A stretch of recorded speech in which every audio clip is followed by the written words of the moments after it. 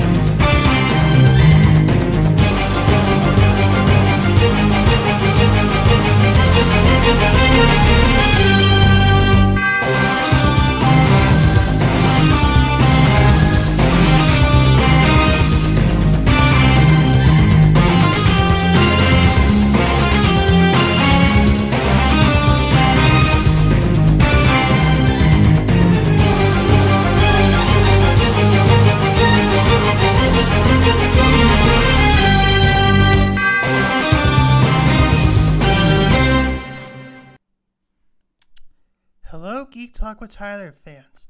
This is your friendly neighborhood Tyler Man as your regularly scheduled host. As you couldn't tell by our theme song, we will be discussing an X-Men related episode. Specifically, we are going to be discussing the origins of the audio series, The Undateable X-Men, something I've been discussing for quite some time, and I think it would behoove you to let you all know as to why this series came to be in the first place. But before I do that, why don't I start by explaining the actual origins of the X-Men.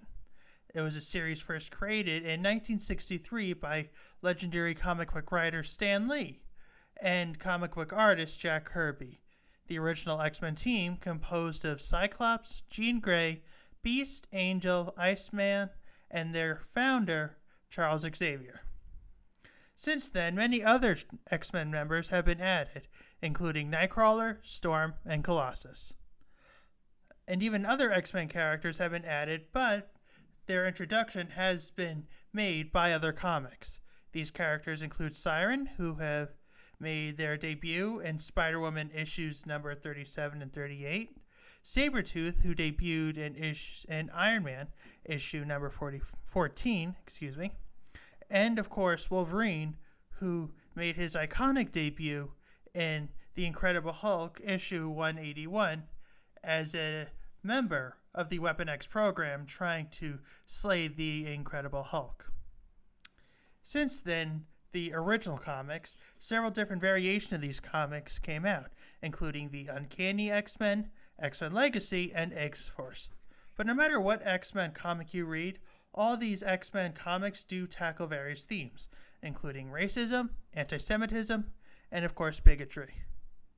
Now that we discussed the X-Men origins, we're going to discuss the actual origins of the series itself. It all started when I was on Matchmaker, looking for guests and other co-hosts, shows to be on, etc., etc.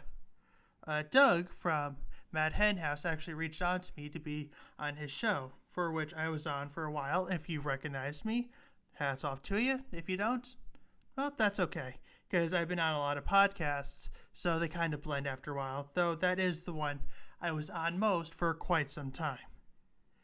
We actually were part of the Slab Lounge together, but after creative differences, we fell apart. But in regards to this, we did come up with this as more of a what-if scenario, no pun intended, to the comics and TV series of the same name. But I was more passionate about the project than he was, and they kept putting it off.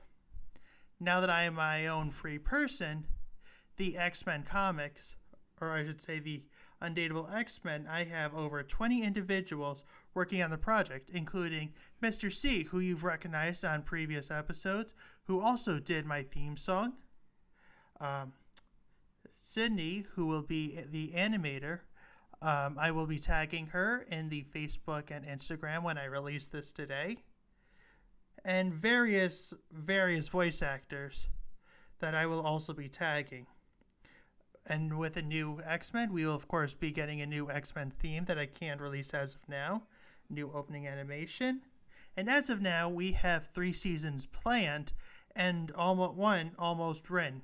I am currently writing the 11th episode of the first season, Nightcrawler Song, the title of which is an homage to Billy Joel's Anthony song, in parentheses, Moving Out, where Nightcrawler is fed up with the rules of the X-Men and moves out.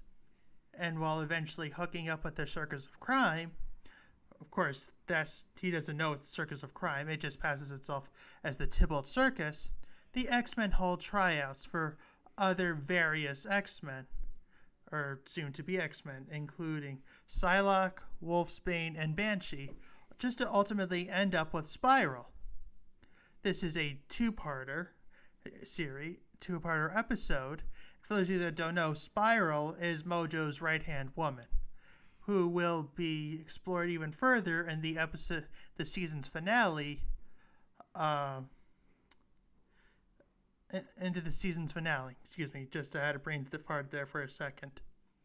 So with that said, yes, those are the origins of the Undateable X-Men. Nothing more I can really say about them, except that they're all different than the X-Men that you know. So if you're expecting the same X-Men story, you're sorely going to be disappointed, but I do try to keep several references and homages to the original comics as possible. So that said, feel free to subscribe this episode, and if you like our X-Men content, please like and subscribe to that as well. But no matter what you decide to do, remember that very important thing: stay geeky.